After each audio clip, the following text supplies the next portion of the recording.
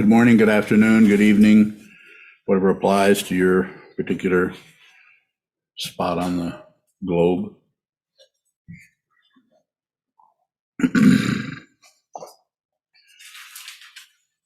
The title or the topic, you could say, of this morning's Dharma talk is Relationships Don't Work. I like that's something new. So I have something to say about that, and I'm happy to respond to questions. But the reason I'm saying this, Trungpa Rinpoche's way of saying it, is the best relationship is no relationship, which is a little bit more exotic way of looking at it. It may be more direct, probably is more direct. But the way I am addressing this is to say that to have a relationship with anybody, anything, the causes and conditions that arise as an apparent separation, something over here relating to something over there, someone here relating to this person, relating to that person, relating to your child, relating to your lover, relating to your teacher. This applies in this direction also. When I say they don't work, I'm saying that we have expectations. We're doing pretty well. We're, in the conventional sense, we are married, or we're not, or we're just in an intimate relationship with someone. And we have expectations. And we even have transactions, agreements. Well, I'm gonna, if you will, but if you don't, then I can't. Those kinds of things. We all know about it. We do them all day long with ourselves. Have these little relationships with ourselves. It's called conflicting emotions. I have a feeling about this, but I feel about this. I feel this, but I really feel this. But I kind of feel this, but I don't feel this, except when this happens, then I really feel this. It's just a labyrinth. It's just a tennis court. It's just on and on. Any kind of image you want to come up with, it's just all over the place, and it's painful. It's so very painful for people. Painful for everyone. Painful for baboons. They have a hell of a time with each other. Sometimes it seems more intelligent than human beings, though.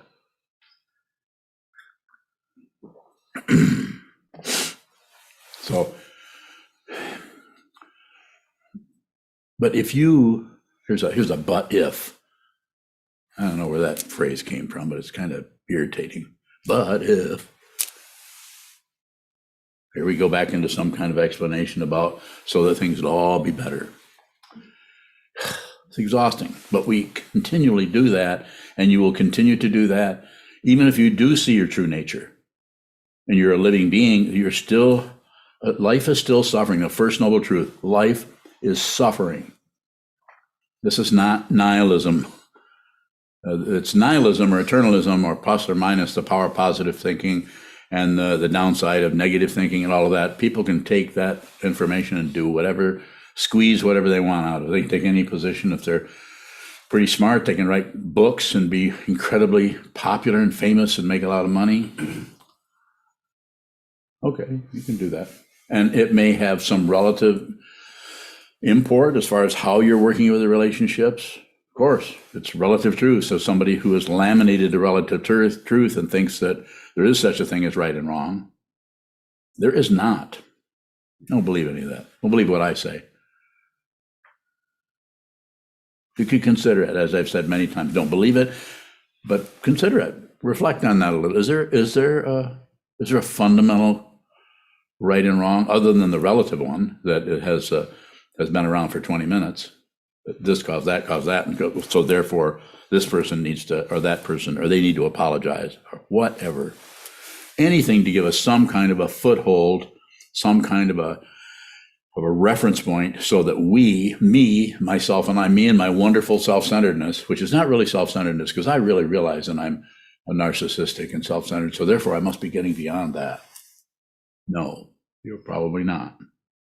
That's a credential about that information rather than the actual realization, the actual transcending of your self-centeredness. If you transcend your self-centeredness, you won't know it. It won't be a credential. There won't be anything left except this. How are you going to talk about that? You can't talk about this.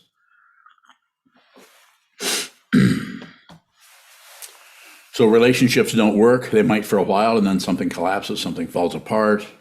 There's all kinds of ways of examining this and looking at this. Everything from transactional analysis, which arose, back in the late 60s, early 70s. So I'm okay, you're okay, that kind of thing. And of course, if that's all you're dealing with, we can do that. But life comes without warning. And suddenly this happens, that happens, then this falls apart, and then that gets bigger and this gets smaller. This person is born, and that person dies. And then we personalize everything. Or depersonalize everything.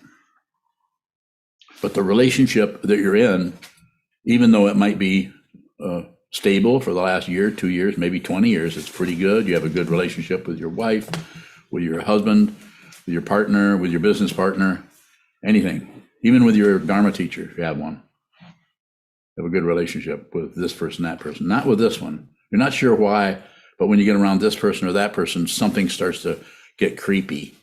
Or you're around another person and you just feel extremely delighted with this person. You just love to be in their presence or their company. The causes and conditions that arise in your mind stream are untrue. Even though they have a relative construct that's right next to you that's just saying fire is hot. Wind moves. Yes. Sometimes what is happening in the mind stream has that much of a support or an explanation or a judgment, a determination behind it. So then you do what? You don't believe something. You don't feel like you're believing it. You feel like you know it. This is true. That person acts this way, does this, says that towards me, and therefore they need to clean up their act, or I'm not going to talk to them anymore. I could go into more storybook situations, but you already have them. You know what they are.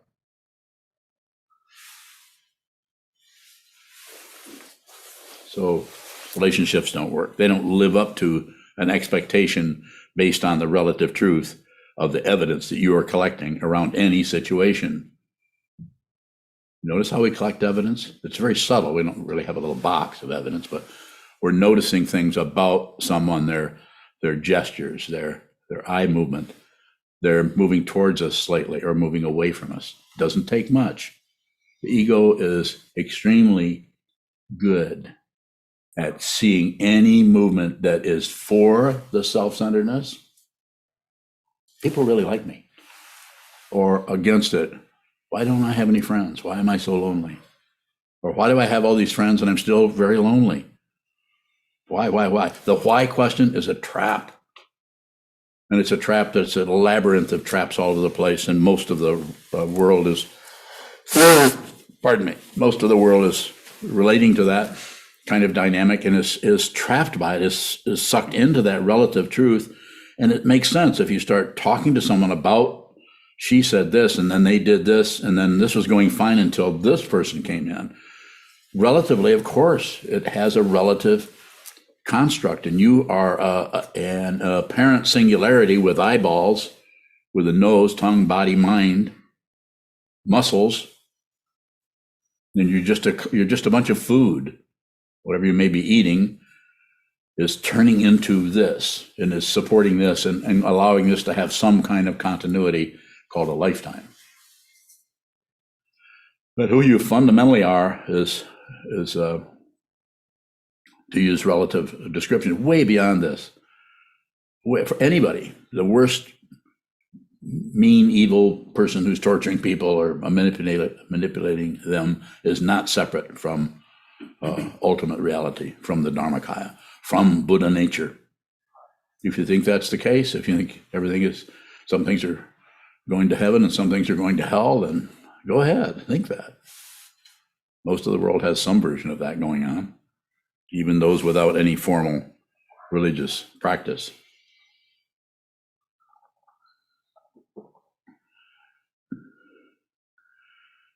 Thanks to Kevin for the bunny rabbit cup. I really like it. And it's also a number 6 on the bottom, which is also helpful. I'll take any reference point I can get. Relationships don't work. They don't live up to something. This is why we have divorces. This is why we have really good feelings going on 1 minute and then suddenly negativity around it. Sometimes it's so negative and there's no reason for it. And this is extremely confusing to what? That aspect of the consciousness that shrinks down into a me and my stuff, me and my life, me and my past, me and my future. If you think you have a past and a future, in the sense that there's something there as a reference point you can grasp onto, that's not exactly true. Might take a while to see that. Maybe you'll never see that. Maybe you'll continue to grasp onto this and release that or push that away and live your life in some kind of a polarity, perhaps. You probably have noticed that you can't just stop that. You can't just be happy, even though there's a song about it. What was that song? Be happy, don't worry. No, you could do that. There are some people that actually teach, they're so positively enamored of themselves and so wonderfully in love with themselves, they just teach, just be happy, just be in love, just love. How would I come across that way?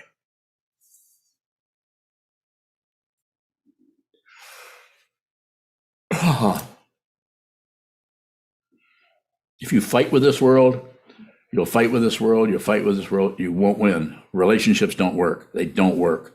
And if you begin to see that over time, it might take the rest of your life. You will eventually get very, very bored with this crap. Constantly going from winning to losing to success to failure. Relative truth. Dragging you this way, dragging you that way. And I'm not saying that if you suddenly get cancer and have to go in for treatment, or your partner does, or someone very, very close to you, I'm not saying that isn't pretty terrifying.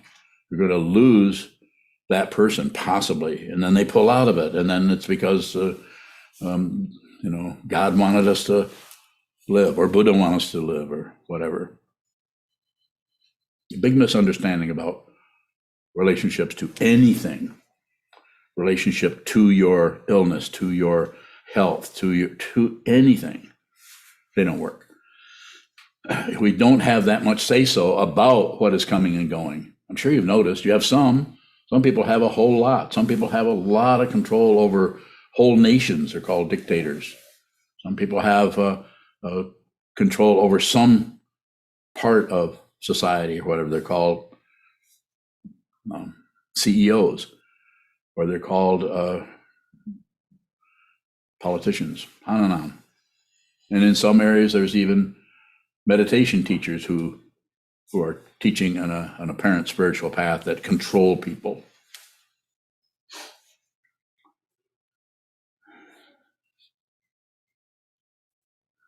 So what I am getting at here, if you haven't already guessed, is find out who you are, so that which gets up off the cushion, off the chair, out of bed, out of the shower,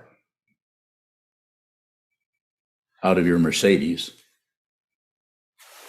and goes into a parent relationship with other, is no longer confused about anything. If you have any kind of doubt or confusion about anything, train your mind, get back to the cushion, get back. And I'm very biased. This is a small group of people. I can't even see the number, but not even 100 people. Not very many.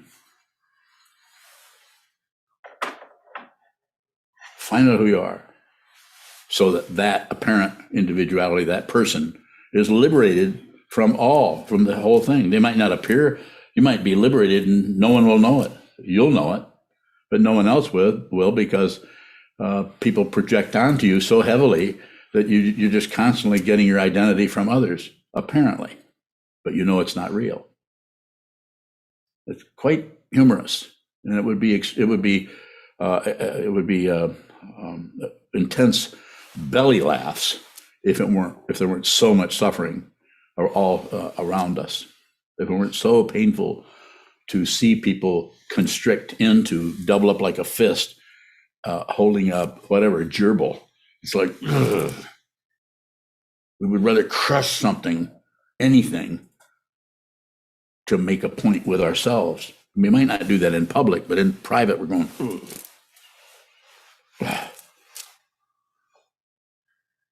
passion, aggression, ignorance takes over the apparent individuality of somebody somewhere in a body-mind complex that needs this, doesn't want that. If you find out who you are, you won't be able to find anything that isn't what you are. You won't be able to find any other. The worst horrible person comes to you. I'm not saying you're going to hug and kiss them.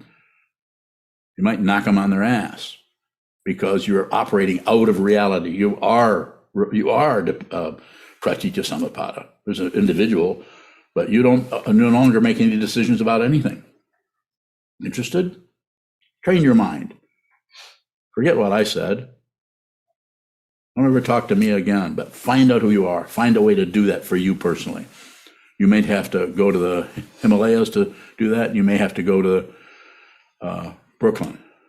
You may have to go to Montreal. You may have to sit your butt down in your own bedroom, hold still, and see the insanity in your mind without correcting it, without explaining it.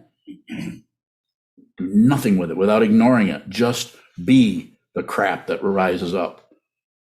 These are your Dharma gates. And of course, the question is, well, if I start to cave into that, won't I express that out and hurt myself, hurt somebody? If I'm really who I am, wouldn't I say, this is such a terrible thing, I'm going to, end the whole thing? Probably not. Why? Because you will see what this is, and you see that fundamentally there's nothing threatened. Who you are can't be threatened because it's not separate from anything for the anything to threaten it. It's a realization that happens all the way down, right from this all the way to the center of the earth, center of the cosmos. Even that is extra. There is no center. More hype.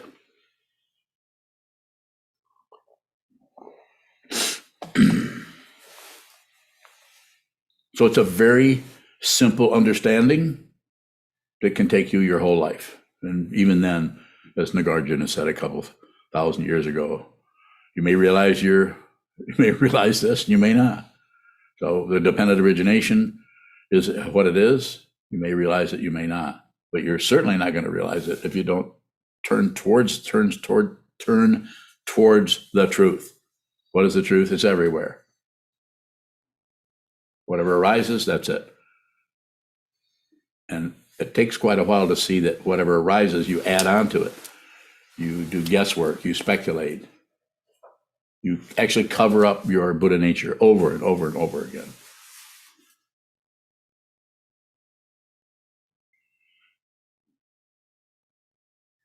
If you know who this is, then you may still have difficulty with relationships, but it'll be dependently risen. You won't have, there's nothing to repair or fix.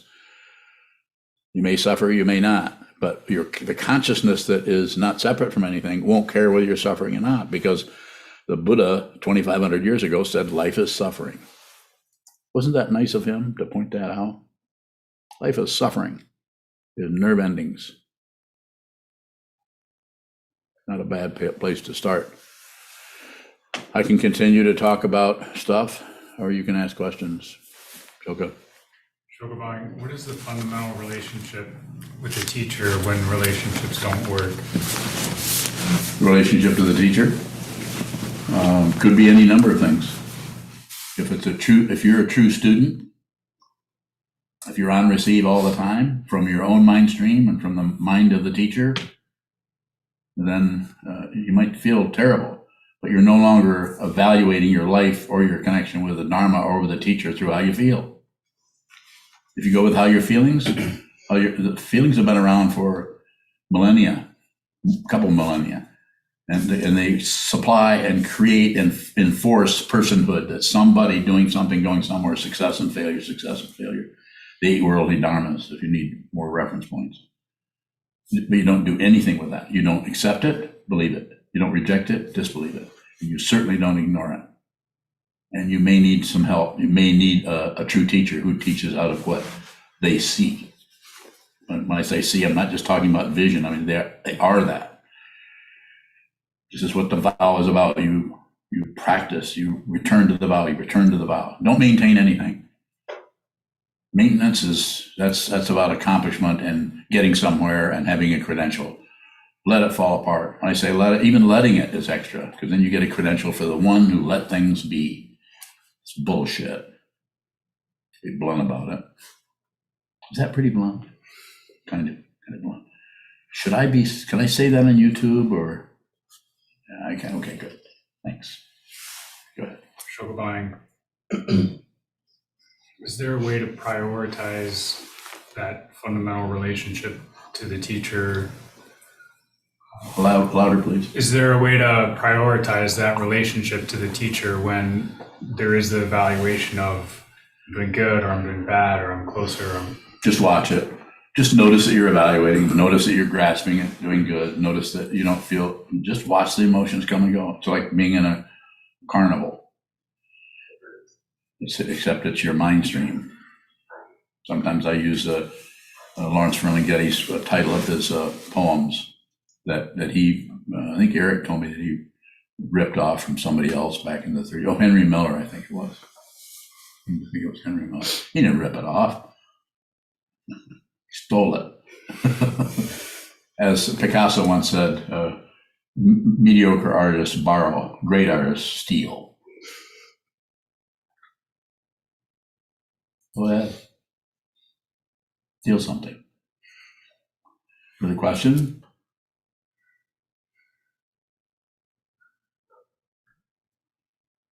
Chogyam. Yes.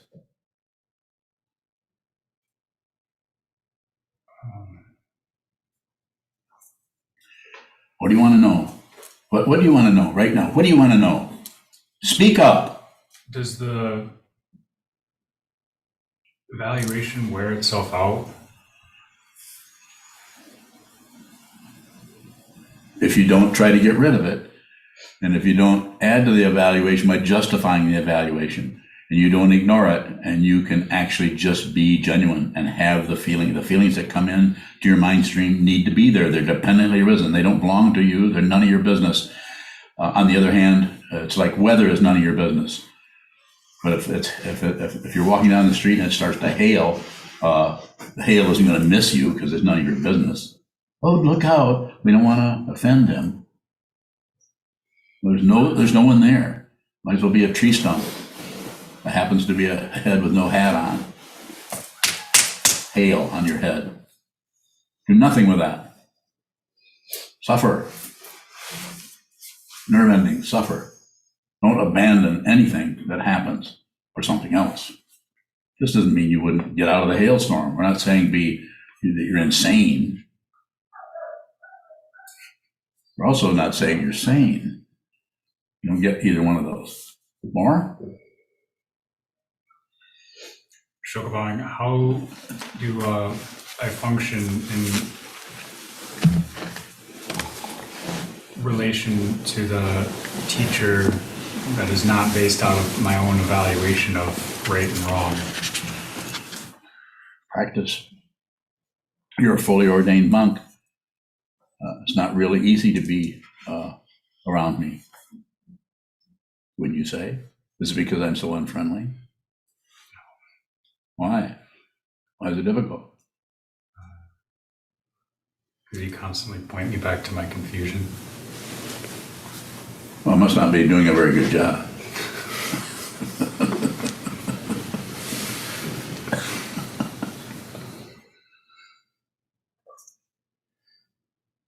Further question? No, thank you. Sir. Sure, fine. A question from Semi.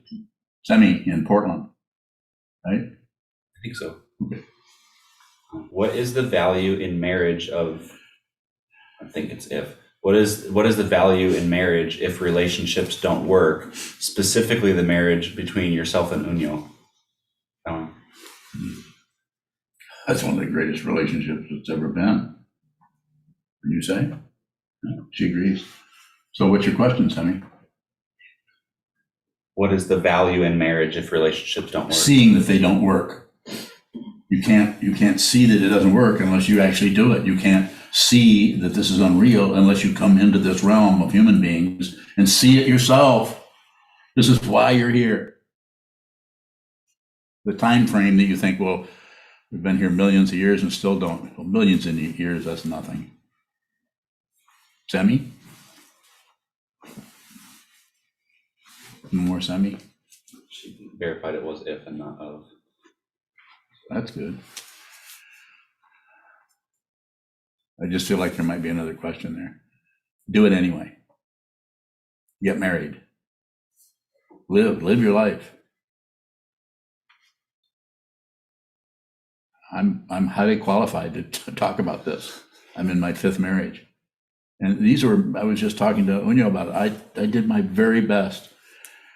Probably not very from their point of view, but I did the best I could to be in that relationship, especially once I met my teacher. Then I did my very best.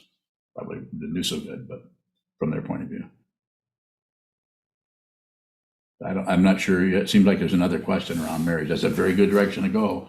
That's where I'd like to go. Let's go right into my relationship with people. Ask me. Ask me. Go ahead. Ask me anything you want.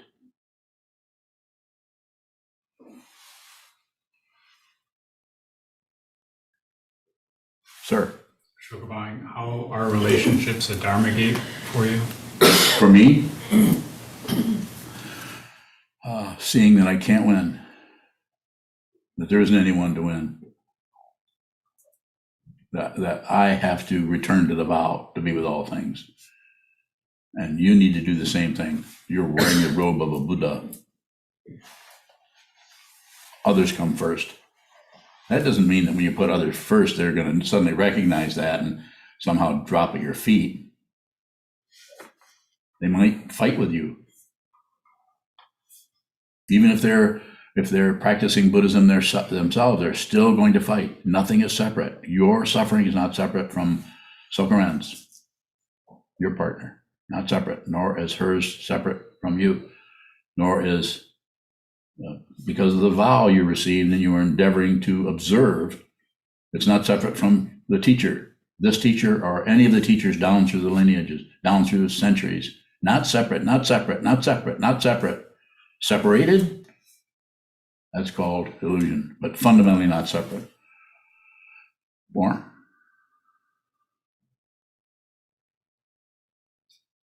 Sir. Sure, like Semi has a follow-up. Okay.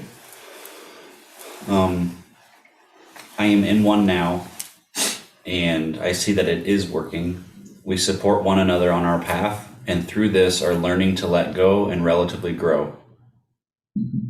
I need to ponder the answer. Maybe I'll have more at our interview next week. Mm-hmm. Very good. It's unusual. What you're saying is pretty unusual as far as relationships. And I'm not trying to throw any dispersions, but that will not last. The conclusions and the description you have are beautiful, are wonderful. It won't last. I'm not condemning you to anything. When I say won't last, I'm not saying it won't last the rest of this life. But this life comes to an end. And anything that if you've modified your life in order to have that situation by covering other things up and not seeing your true nature, and you're trying to make friends with relative truth, you're trying to squeeze happiness out of samsara by making friends with that. When I say friends, I don't mean actually making friends with the negativity, which means you might have to live next to that evil neighbor. I'm talking about covering up, and I'm not accusing you of anything. I've known you a little while. Your relationship to me is intermittent, Semi, and I think I know your partner, and I think there can be a lot of support for each other. So I'm not taking that away. I'm just saying that that can be so magnetic that it can actually keep you from looking at what you need to look at in this lifetime.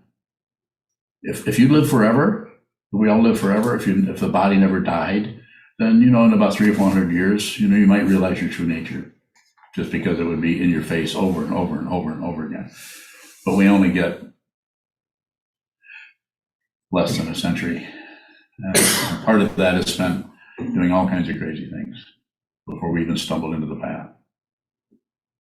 So again, continue to do that if that's what you need, if that's what you want to do. That relatively, that's a good structure. A lot of people have that. A lot of people have wonderful marriages their whole life. They're very supportive of each other. Not against that. It'd be great if the whole world was doing that. Sir? Chogyam, how do we emphasize or prioritize seeing our true nature in relationships? Return to the wall. Return to who you are instead of projecting onto the other person the identity that you think they are. You don't really see, unless till you see your true nature. You don't see what is happening with others because all you see is your projection, because you're projecting on yourself that you're somebody going somewhere and have some kind of relative value. You don't see what this is. If you see what this is, you also stop projecting on everybody else and you begin to actually see what that person's dealing with. That's why you can function as a Dharma teacher. You can't function as a Dharma teacher unless you're clear about unless you see what this is. You still are hooked on otherness. You're hooked on the belief that some people are good, some people are bad, some people are clear, some people aren't.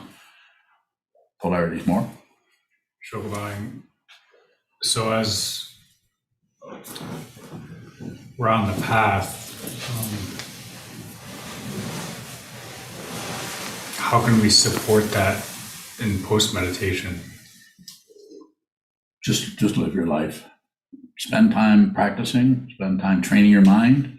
Shikantaza, a simple form of meditation. And just watch that and train so when you get off the cushion, you've heard me say this hundreds of times, that what you see, you're less likely to project onto things and more likely to see what it actually is. You get closer and closer to that. Less projection, less blaming others. There's a gradual aspect to it. It might not feel particularly good. Other people might notice that you're something is changing about you more quicker than you will because you're still suffering and miserable. Misery may come, misery may go. Pain may come, pain may go. One who's realized doesn't care how they feel. That doesn't mean they don't feel it.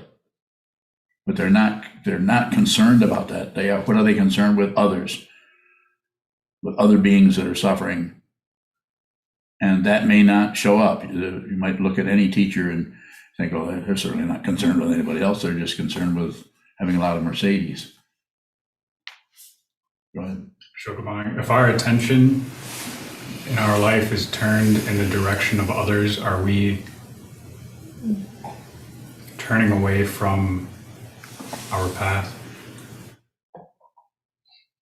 Paraphrase yourself. Chogyam, if our intention is to see the truth for ourselves and we find that our attention is being turned in the direction of other people,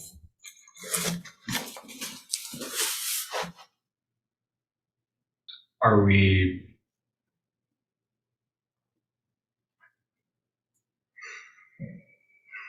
ignoring our own path? Probably not. This is why the contrast is divided up. I don't teach meditation and action particularly, a little bit, there's some areas, but basically it's sit down on the cushion, hold still, keep it very simple, watch what moves in the mind stream. Watch that, make that as strong as you can and do as much of it as you can. And then when you get off the cushion, hang out. It's not that you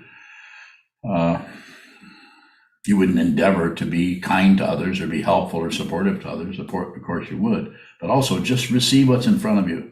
Just like you're doing when you're on the cushion, you're receiving the mind stream coming towards you without trying to look for some kind of credential that you're getting better. Same thing in relationship situations. Trying to get better, to be the best relationship person who's ever lived. It's very much about credentials, about looking for, here's what it is, and then we have a credential about it. That's the polarity that keeps showing up. If you realize your true nature, you won't know it. There's no credential. There's no proof. Relative truth needs proof. This is why we have PhDs, or why we have, doesn't mean that it doesn't mean something. Of course, you had to work hard to get that. There's no PhD for seeing your true nature. If there is, it's bullshit.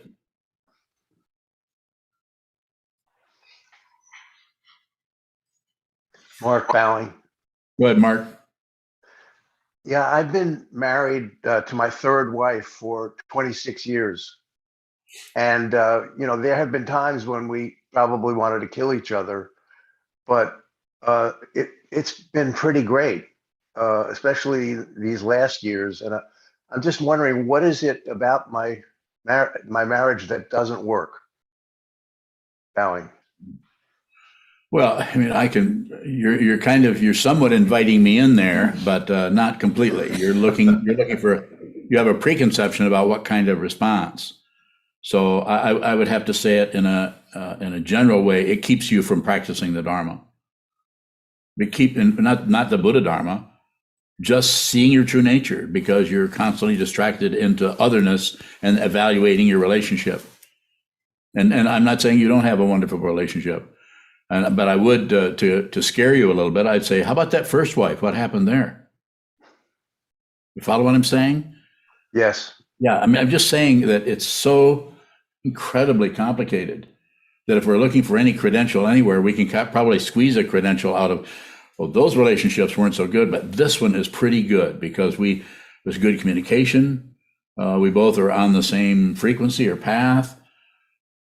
So, there's something there to be said for that. We need to have some communication, cooperation, collaboration in relationship, which shows up quite often as a really intense otherness, or someone that we really love and respect and treats us well. I'm not getting rid of that. I'm just saying it's extremely complicated from the point of view of dependent origination. That's why it's much easier for societies to just blame. Somebody does something wrong, we just blame them. We don't look at innumerable billions and billions of causes and conditions behind that particular activity of anger or aggression or controlling. It's so vast and untraceable relatively. Ultimately, you can see it. And this is what realization is about. So you get to actually see everyone's footsteps at once. Kobun, my teacher, said, falling apart, falling apart, falling apart. Everything all at once. Nothing to do. Everything all at once. Past and future, just don't have to wipe it out. There isn't a past and a future from the point of view of realization. From relative truth, of course, there's yesterday when I ate too much, and today when I've gained weight, or however you want to. You can explain it in all kinds of directions, but the ultimate truth is nothing happens.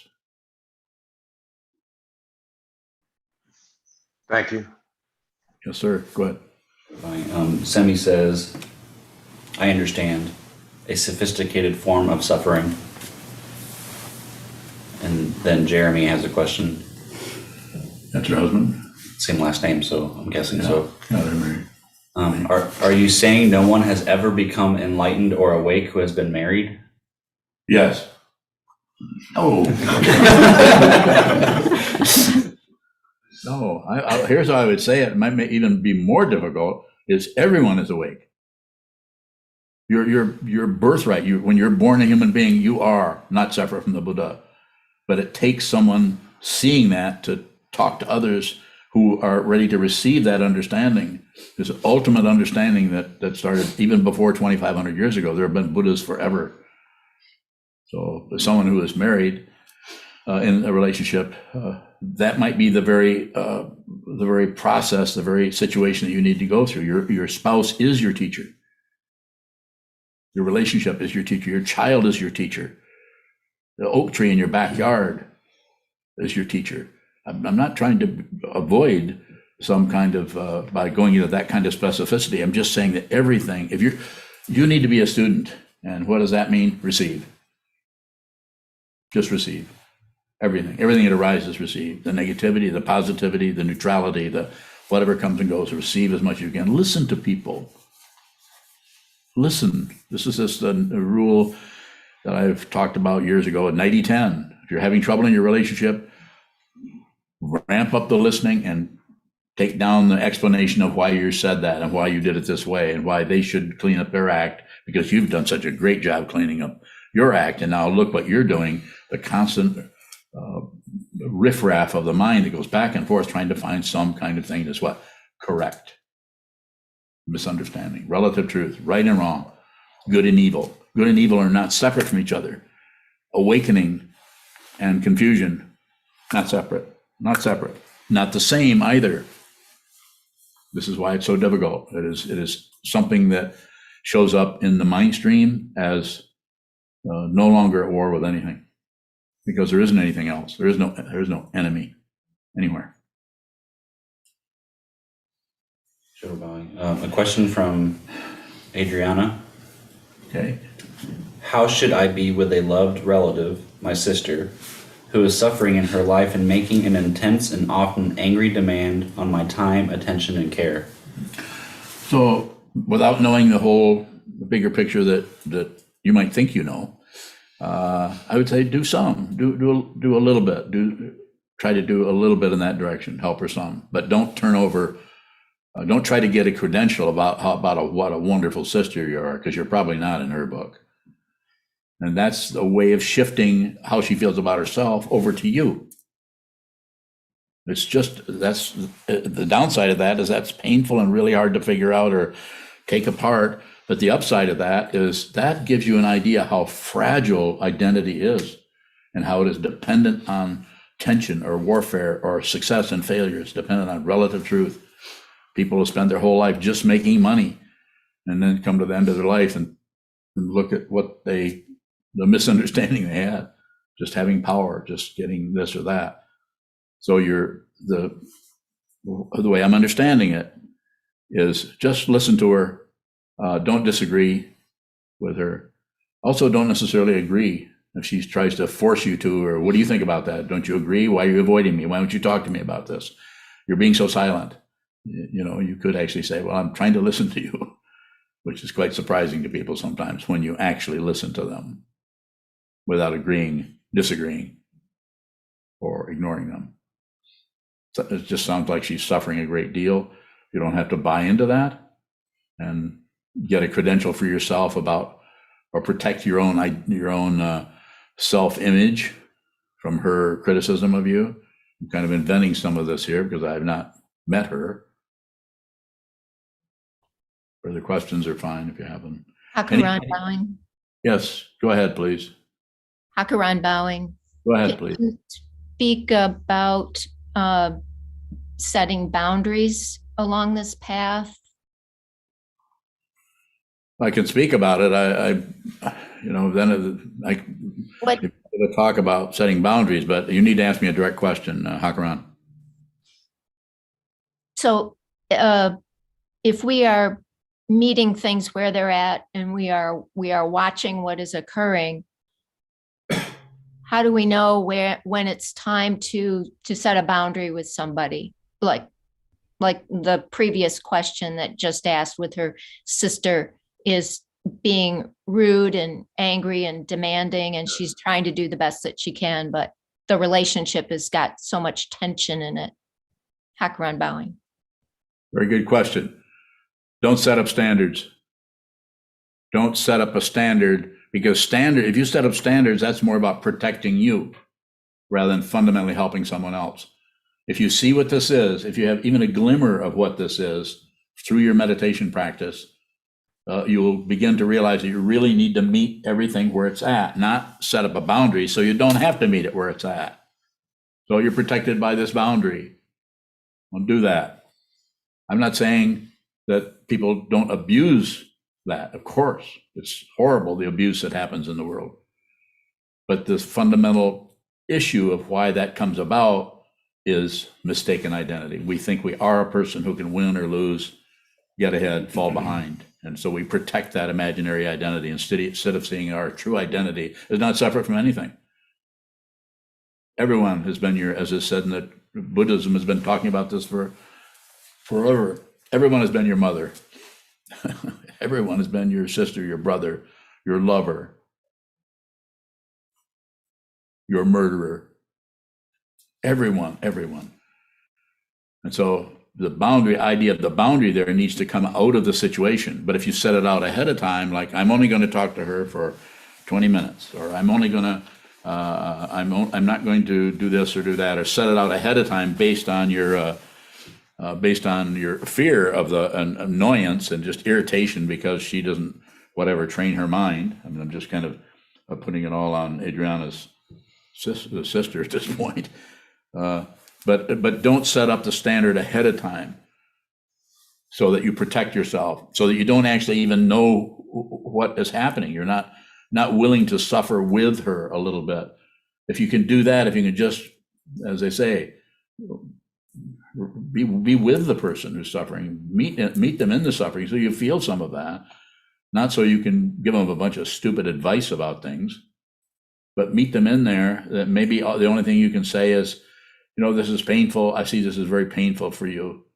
And it's also painful for me to see how much you're suffering. This might be the only, only a couple of sentences you've even said in the conversation. And then you would say, I'm going to have to go now. I've got things I have to get done. Click.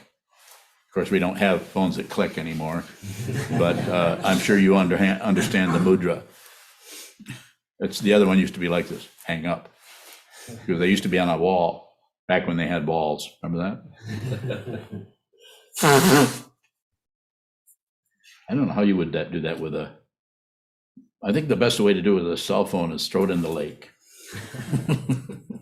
Everybody wants to do that occasionally. Sir. Sure, bowing. Is there a difference between setting up a boundary like that and setting up a form to a situation? Yes, quite a bit of difference. That you can't really set up a form when there's that much confusion and that much suffering going on.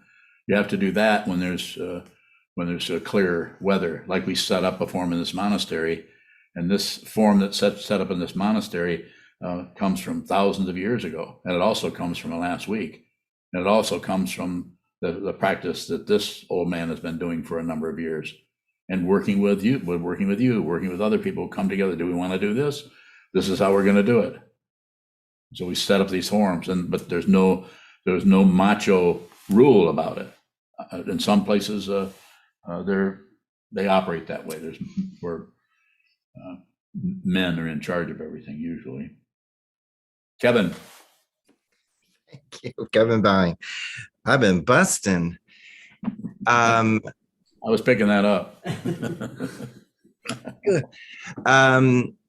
So I've heard you say in the past, in a difficult relationship, sometimes if you can, the best thing to do, bunnies. Oh yeah, I'm so glad I got that, bunnies. Which bunny is that? Is that who It's painted the Albrecht Dürer. Yeah, I told you it was Durr. See, I know stuff like this. Just really, I say, he was trying to fool me, but I knew what it was. I'm getting Thank you for showing us that mug. I thought it was a naked man there for. That shows you where your mind is there. I guess so. I better go get Andrew after the show. You want to get Andrew to show him the naked man? Not quite following you. Time to go. Very good. Okay. Kevin, go for it. I mean, it might be a naked man rabbit. Yeah, big boy rabbit. Kevin Bowing. Yes, sir. So you've sometimes said that in a difficult relationship, it might be best just to leave that situation if you can. And yet in our relative world, there's a lot of talk about, reaching across the aisle or spend time with a Rust Belt tractor driver that you don't understand, who makes you feel uncomfortable and blah, blah, blah. Yes. So how... I like those images, Rust Belt tractor driver. So if I feel aversion towards a person, how can I... Is that a Dharma gate to go towards them, or is it a Dharma gate to go away from them? Or both? Very good, very good. It could be either, but for me, as your teacher, I could, if I knew more about it, I might be able to say, yeah, you probably need to go towards that. But I would have to, in order to help you with it. But you can do it yourself by listening to what I'm saying right here. Don't do anything unless you have to. That's a good one. It's a simple statement. But if you don't have to do that, don't do it, because there are other things that you're going to really have to do. And that will make it, it'll be more clear about what you absolutely have to do. You don't, that particular person going towards that tractor driver may be more about you getting a credential that at least you're meeting with your stupid neighbors, you know, or at least I'm meeting them, trying to meet them where they're at, but they're just, it's impossible. And so, and I'm not accusing you of it, but I'm saying when you meet people where they're at, you probably won't get a credential for it. And so that person, and again, we'd have to create some kind of a character to discuss there, but I wouldn't bother with that person. I would look at meeting your own mind as it shows up, and then people that are in any environment that you're in, could be your partner, could be your employer, could be coworkers, that meet them in the moment, right where they're at, rather than some kind of a idealistic, ideal situation of someone who is, you know, who is full of confusion and is creating havoc in the world, and going and meeting with them and reach across the aisle. This reaching across the aisle is, there are no aisles. And that's part of the issue, is that some people kind of see that and realize that we really need to work together on this as human beings. This is why the aliens stay away and don't come and share their technology with us, because we just kill each other. I'm sure you've heard that the aliens don't come here because they're totally blown away by running into living beings that kill their own kind. Heard me say that before. And it's pretty astonishing that we would actually murder our own kind. In rage, it's a little bit more understandable, but sometimes we just plot and plan to have guns and go march across, as my father did in 1945, 1944, go over there and do something he didn't want to do, but the government told him to do it, so he had to go over and be shot off the back of a tank. So he was 26, but there was in that society, there was no choice. So where am I going with this? I don't know. I don't know where I'm going.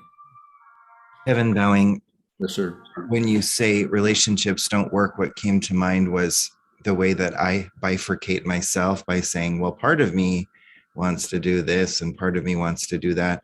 So when I am experiencing negativity and I feel, well, I'm going to go talk to that person so that I can get over the negativity. In this hypothetical case, is that abandoning finding out who I am, Bowing? I don't think so. It's so situational that it might look the same. It might, one time you go that direction and another time you don't, and you're not really sure what was behind it. But I say, keep some tension on the whole thing so you don't do anything unless you have to.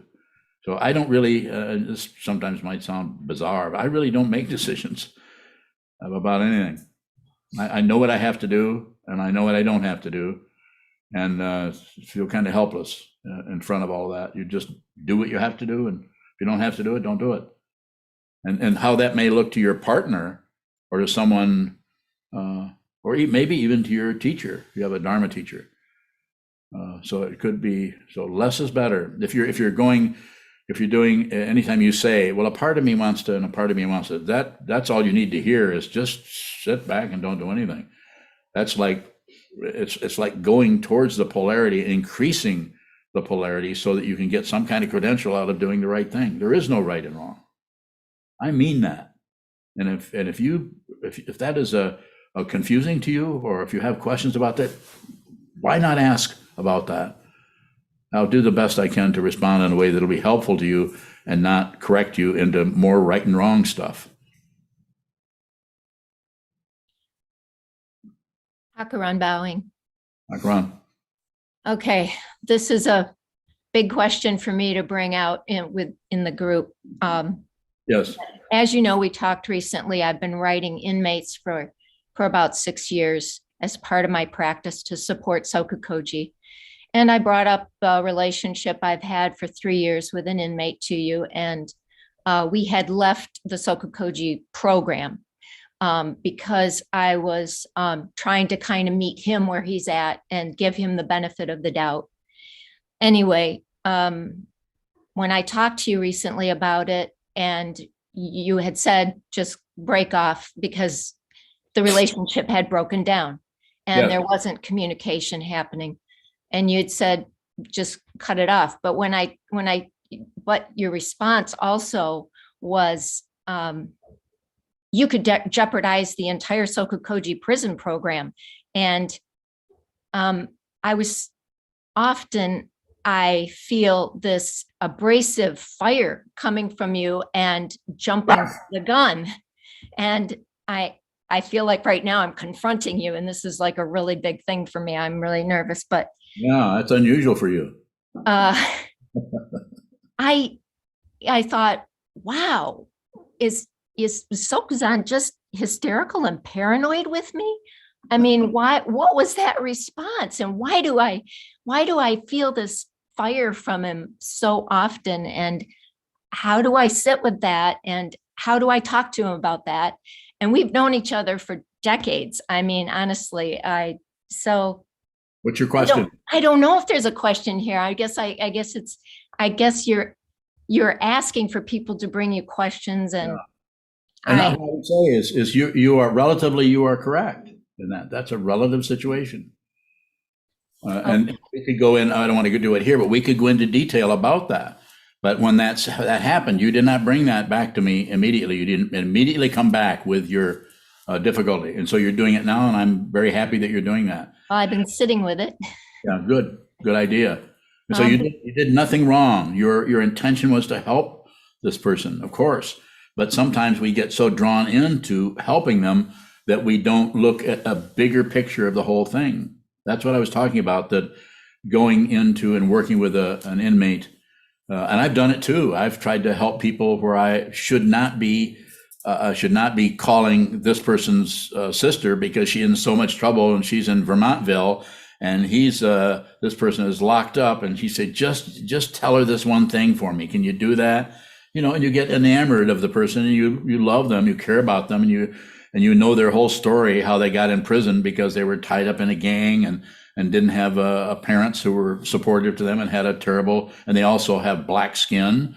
So therefore that's more of a difficult situation, and you want to help. And so you go in and you start helping, but fundamentally you have to look at as big a picture as possible so you don't tie the whole thing up in knots. So all I was doing is saying, there was not really a criticism of you. It was just, I was just telling you about, I didn't know that you were seeing that person outside of the Sokukoji dynamic of a prison, working in prison, Sokukoji prison project. And that's all I was saying. By going outside of it, somebody could have made a big deal out of that, and could have stopped us from going into prisons.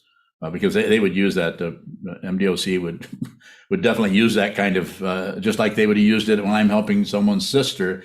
They didn't find out about it. I mean, there might be now, there might be making a recording right now. And I say it's so relative, and the structures are so complicated that's why I say less is better. This way you probably will be helping people in a way that's directly helpful rather than try to, have your own kind of thing. Geez, I really have to put them before me. I should run the risk and do this. That's kind of where I was at with it. I don't know whatever happened to that person. I haven't heard from him. I don't know. I think he's still locked up. So I really sympathize with your situation. And if I get a fiery, I can't help that. So go ahead. Hakaran bowing. Yeah, the question is more about our relationship, or the teacher-student relationship in that regard. Like what you're saying now, I totally feel, I resonate with, but your initial response, like I was like, am I paranoid? Am I putting that paranoia and hysterics onto Sokuzan, or is it just a chemistry thing? And Either or. It's none of that. Okay. It's all of that, and it's none of that. You don't need a reference point. Your reference point as a as someone who has received formally received the Bodhisattva vow to be with all things, you have to you're bringing that to the teacher now with the Sangha. So it's a pretty ideal situation. It's a good one. What, So- what, Go ahead. Hakuran bowing. What is a reference point when it appears to us? It's something else. Something else is the reference point. So And- if Go ahead. if I define something as hysterics or paranoia, what else is there? Is it just that, whatever that is arising? So it is not the description of it, it's what it is. And what it is just energy, and it's depersonalized. If it's personalized, then it's into I'm a hysterical person, or I'm this, or I'm that, and then we take it personally. And this is the function of the teacher, if you can stand it, is you come close to the teacher so the teacher can point that out to you.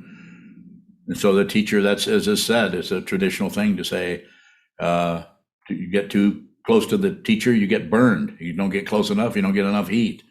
So it's a relative kind of situation. Difficult. Hakuran bowing. So a reference point becomes a reference point almost like when I label it as this or as that. That's part of it, yes. That's part. Don't label anything, but notice that sometimes things spontaneously get labeled. We just jump to a conclusion about that because we can't stand the not knowing. We can't stand that open spaciousness of which we are learning to accommodate, learning to get used to. Even the Tibetan word for getting used to it, the name Gamden for a meditation cushion, according to Trungpa Rinpoche, was a get used to it cushion. Get used to this. And so I don't know if Takudo has another word for in Tibetan, since he speaks Tibetan, but you have one? Takudo bowing. No, I think Gom is meditation, can mean getting accustomed to something. And so that's kind of, thank you. So that's kind of what we're doing. We go to the wall and we hold very still so that we can see how the ego mind keeps ramping things up, that I like it, I don't like it, it's good, it's bad, I shouldn't be doing this feels terrible, this meditation isn't working, and all the other elaborations we scold ourselves with. And so the teaching person, if you get close to the teaching person, then he, she, or they, if they're a true teacher, are going to, because they want to help you stop torturing yourself and torturing others and making life more confusing. Life is suffering. It's very, very difficult. And we are in human form. This is very temporary. Who you are fundamentally is not even human. Don't believe anything I say. I'm not here to convince you of anything. What I'm here to do is to help you, encourage you to train your mind to see the truth yourself, so you can see that you are not separate from that living being who lived 2,500 years ago, who understood something and began to point it out to those who would listen to him.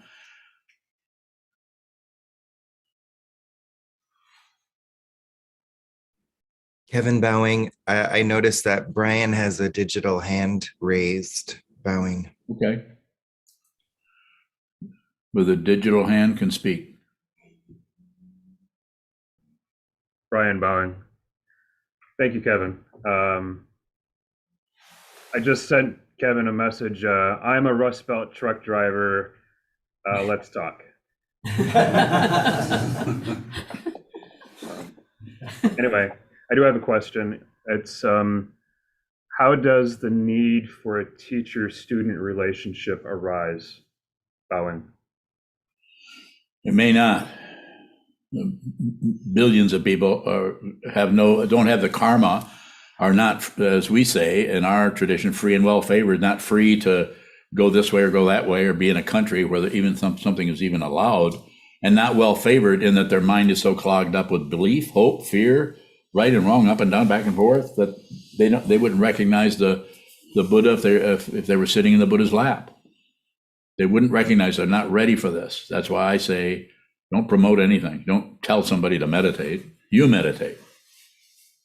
So as far as the teacher-student relationship, that can be it can be very difficult.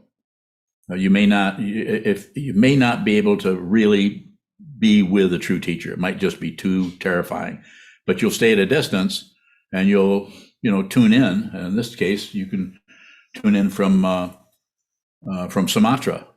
You can tune in from Nepal, for that matter, and you can relate to someone, but to actually be in front of a teacher, a true teacher, can be terrifying.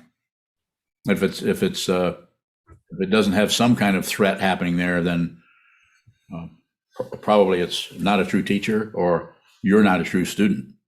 You're a half-assed student. Not accusing you of anything, but I'm just saying they want some of it. I know I was one of those with my teacher, Trungpa Rinpoche. It was terrifying to be around him because he could. I felt like he could see right through me, and he probably could. He could see what a fool I was, how self-centered I was, and how I was all about me, and my wonderful ideas or whatever. I don't know, but it was difficult. So I think it's so different, Brian. I think it's so different with each person, the karma. But the idea is free, and free to even come to a meeting like this, and well favored in that you aren't so clogged up with your own ideas about everything that you can actually be open enough to actually receive what is being presented to you through by the teacher. Further question on that? Brian Bong, no, thank you. Certainly. Sure, fine. A question from Greg. He asks, are the open heart weekday Zoom meditations still ongoing? Thanks. The open heart meditations at 6 p.m. Eastern that were supported by Susan Piper for close to 2 years. She's changed what's happening there in her organization, doing other classes and so on. So I, even though I really appreciate her inviting us to come and do that for all that time, we've changed. And so now we're still doing the same thing because people seem to be interested in that. So every night at 6 p.m. Central, you can, is it Central? Or Mountain Time? Pacific. Yeah. So you'll figure it out.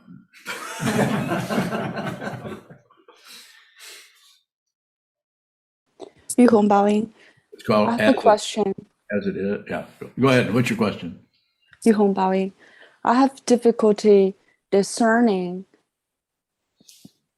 don't do anything unless you have to versus be genuine and show my compassion a lot of times.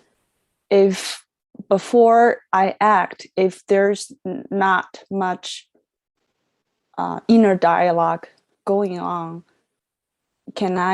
should I be concerned about acting? Bowing. So it's a general recommendation to everyone: don't do too much. So don't jump into something based on anything, any kind of a hope and fear kind of thing tend to come up and take over. But if you don't do much, and if you hold back, put a little tension on that and wait a while, then you have a natural kind of patience, not a patience like tapping your foot in the doctor's office, waiting for you've been in there for an hour and a half, which we just did recently, and they just don't come out because they're busy. So you just wait for your situation, you wait for it. And sometimes that's what happens in the mind stream is we see something that we are kind of compelled and pulled into doing or magnetized into, or afraid of the consequences if we don't step into it. It'd be good to wait a little bit. This doesn't mean that if you see a child running out in front of a car, you don't go and try to stop the situation or do something. It's immediate because it's situational. But the other kinds of situations, where there's, and you will know if you don't. And also, if you put some tension on it, then you'll notice that the intention around the reason you even want to do that will start to become more clear. If you just wait, you'll see that you're really just doing that to get a credential for yourself that you're a helpful person, rather than you're actually fundamentally. Sometimes the most fundamental way to help anybody is to stop meddling with them. And that could be up to and including even your own children. Allow them to experience their mind and the relationship they're in, instead of saving them from everything, explaining everything. Allow them to suffer. I mean, protect them from broken glass and heavy traffic. I'm not saying you don't do that. Go out in heavy traffic, you make it back good. You've learned something. I'm not saying that. I'm saying actually allow them to experience their emotions. So we have a very emotional young person here who is very lucky to be in an environment with the parents that he has. And when we say lucky, who knows what the word lucky even means, but someone who, people who are fundamentally supportive and nurturing to someone without buying into their baloney or their demand for control. Not easy. Thank you, Bowing. Yeah, Kelly. Kelly Bowing. I'm wondering about the relationship with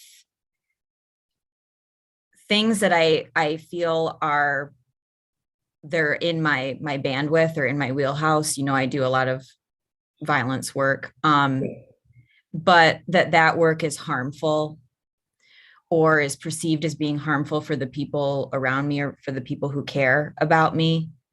So for example, I'm trying to get on a child death review, a child homicide review for the state and for now that I'm in Calhoun County for this county. Yes. But I know that in some of the close relationships around me, they want to support me or know what I do or be able to hear about it. But it becomes very clear very quickly that what I do is very hard for them to hear about. So I don't share it. Yes. How can I do what I need to do, what I have to do? But I also feel like I'm being harmful to the people that care about me with what I do. Bowing. It sounds like you're doing it. It just doesn't feel very good. Yeah. So, but really, you are doing what you need to do. It's pretty choiceless. What little interchange we've had over the last year or so, you're doing what you need to do. It's pretty choiceless for you to do that.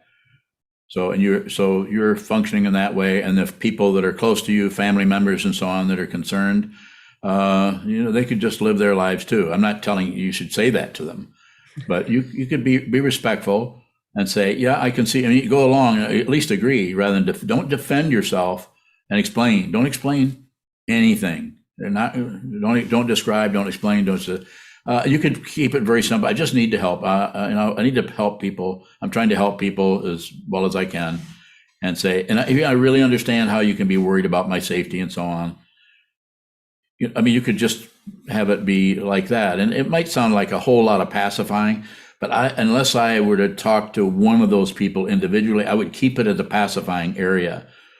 Anytime you have any difficulty, there's several we've talked about. There's the 4 karmas. The 4 ways of working with negative energy, any kind of energy: pacifying, enriching, magnetizing, and destroying. We can talk about that, but I think the pacifying part is the one that's going to work with, especially with family. So include them in. Yes, I see what you're saying. Yes, you're right. You are right. There is some difficult. I just don't know how else to do this. I really need to do this way. It's my life, and then acknowledge a little bit of how you. It's very delicate, this area, but I think you have the skills to do it. Not a compliment, by the way, just a description. I think you're able to go in and notice little tiny things about their life that you respect, but if you could change it, you would go in and say, stop wearing the color green. It does not become you. But I'm not going to say that to you because I don't want to meddle with you. Are you following me a little bit? Yeah. You can find a little area in anybody that you can kind of criticize. I'm not advising you to do that, but with some people who are aggressive about this, you could go in and point out to them that you're not objecting to what they're doing. Then they can give you kind of say, give me the benefit of the doubt on this. Is that helpful to you, what I've been saying? Yes. Thank you. Bowing. Well, good. I get a credential then. Helpful. Difficult area, but listening to people a lot, I think, is the best thing. And of course, that's what you do for a living.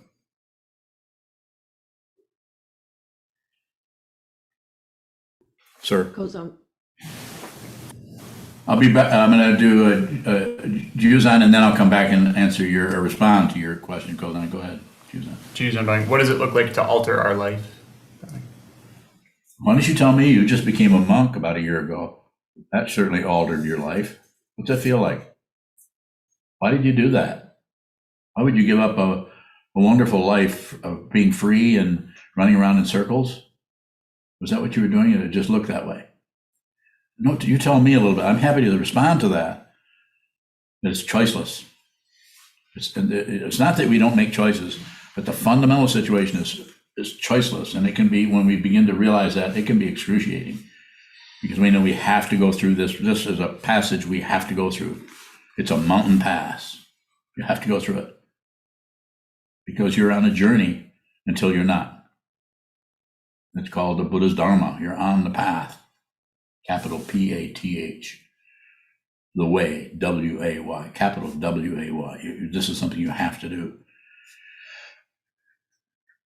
So you're giving up lots of stuff to do this, wouldn't you say? But this is important to you. This connection with this teacher, with this community, it's a small community, but it's a very intentional community that about, like we've talked about just recently, this isn't just about buying houses, although we've been doing that, and making money. It's about training our minds to see the truth. More. I think in response to Semi, you said something about altering our lives to preserve relativity. I'm wondering what that would look like. It's just, again, it's not criticizing anyone. Some people are just fine, just living the rest of their lives, having a couple of nice jobs and having children who are healthy and having all of those kinds of things. They're not ready for this. You could say they're not suffering enough. They're able to cover up the suffering, cover up the discontent, so they can continue to live in a relative situation. That is totally appropriate. Billions and billions of people are living that way. It's pretty hard to do when you've got people who are abusing people everywhere, people who are dictators and people who are torturing people and starting wars and so on. More? Okay. Goes on. Chogyam bowing. There's Deb has a question in the chat box that I don't remember you responding to. Okay, you want to read it? She says, if I see that relationships don't work, is there anything I need to do? For example, the relative interactions with the people in my life. Bowing. No, just continue to return to the wall, return to the relationships, and don't fret too much about the not working part of it, but be aware of it. Just be aware that the causes and conditions that arise between you and a sister, or you and your spouse, or you and anyone are going to be difficult, because especially difficult with people who have no mind training at all, are totally operating out of relative truth, right and wrong, up and down, back and forth, success and failure, and all of the other ones of the 8 worldly dharmas. You can look those up and see that there's even more than that.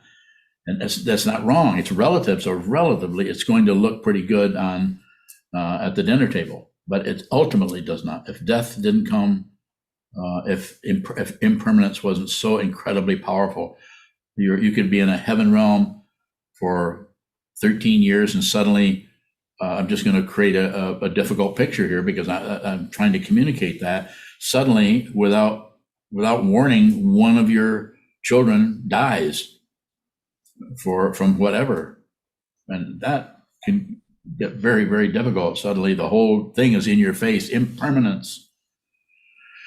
So, since while you're working now, just work to receive whatever's happening, and you train yourself to do that by returning to sitting meditation and awareness practice.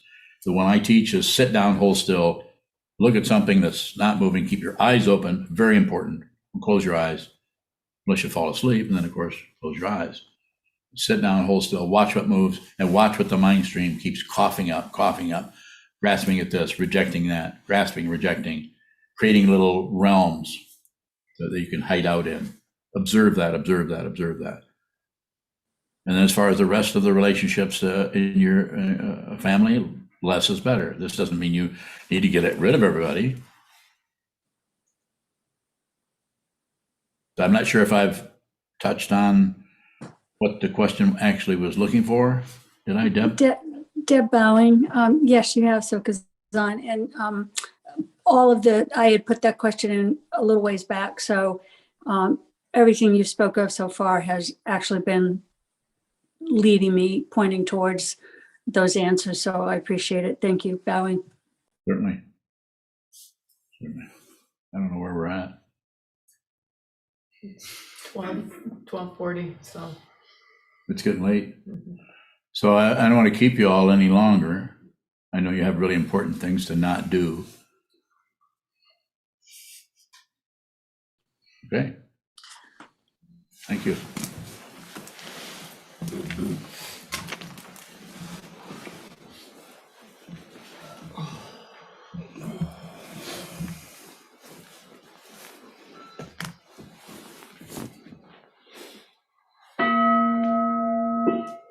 May the merit of this penetrate into all places, so that we and every sentient being together can realize the Buddha's way.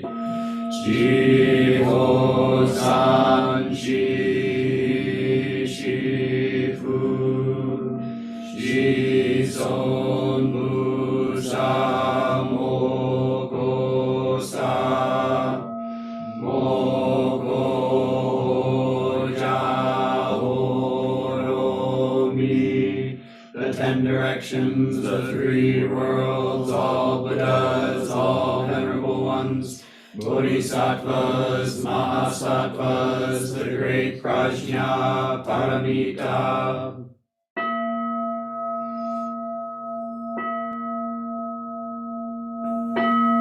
O Buddhas and Bodhisattvas of the 10 directions and the 3 times, please hear us.